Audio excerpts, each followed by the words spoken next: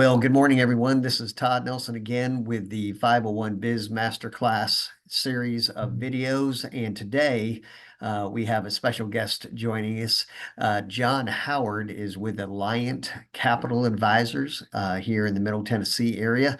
And John is going to be talking to us from the perspective as a business owner or as somebody making the key decisions for a business when it comes time to selling your business. That's what we're going to be talking about in these next few episodes because it's such a huge part of business planning. So we'll get into that in a second. So John, thank you so much for joining us.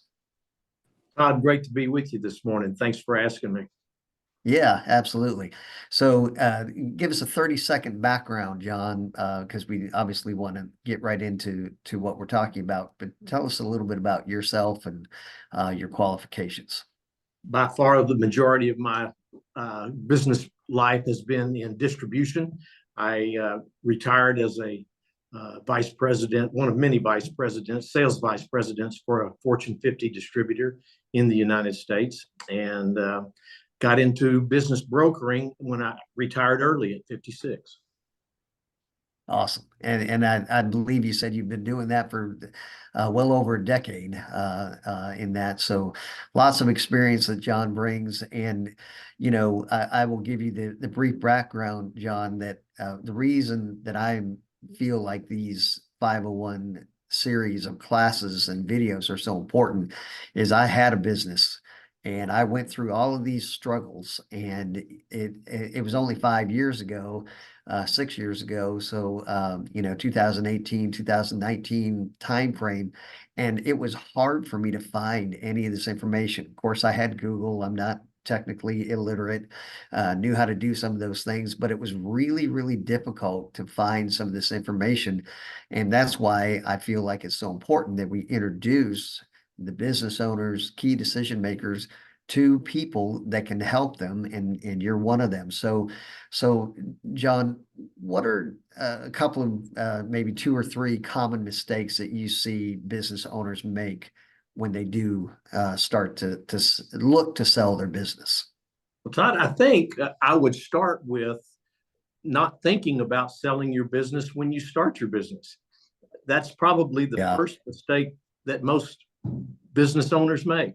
They are thinking about making payroll next week or having enough food on their own table to get to the next steps.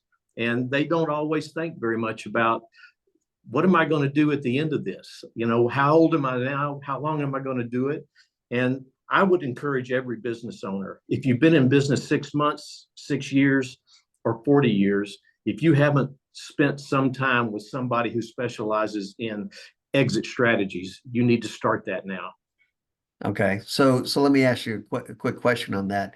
Is that something that it would make sense for them to reach out to a business broker like yourself?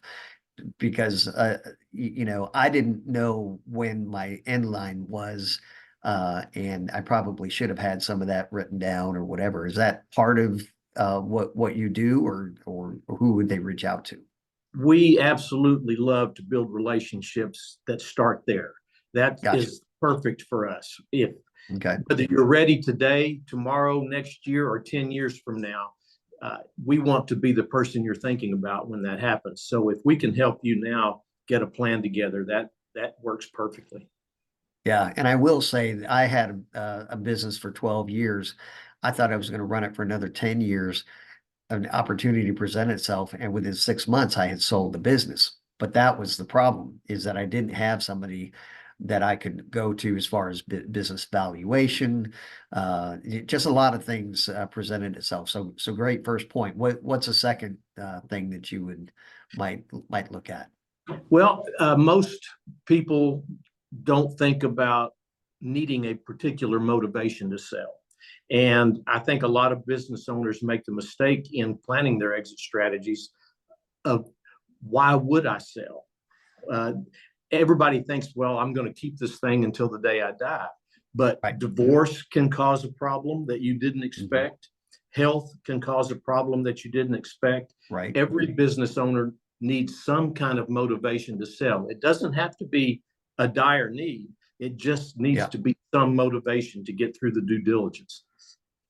Absolutely, absolutely. And that was my case. I was out in the field a lot, and all of a sudden my back and knees started saying, in 10 years, I don't think I'm going to be able to Do a do business anymore. what I was doing. So it was a great motivation.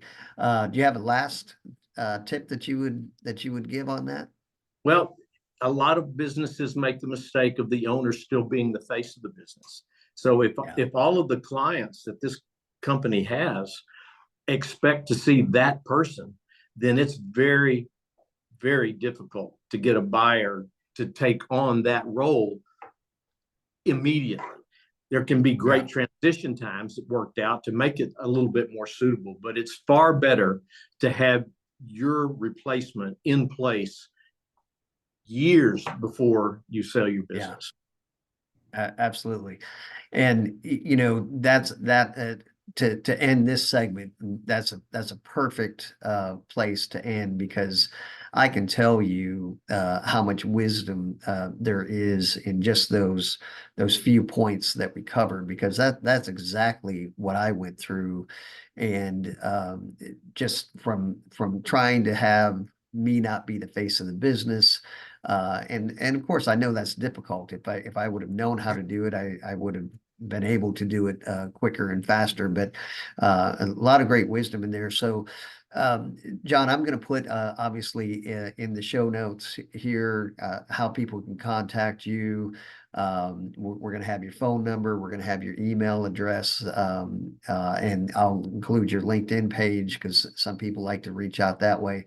But I do want to make a plug for the next series or the next session in this, because this is where John and I are going to talk about some important tips that John has for business owners who want to sell their business. So join us on the next episode, part 2 in this series on selling your business. John, thanks so much for being with us.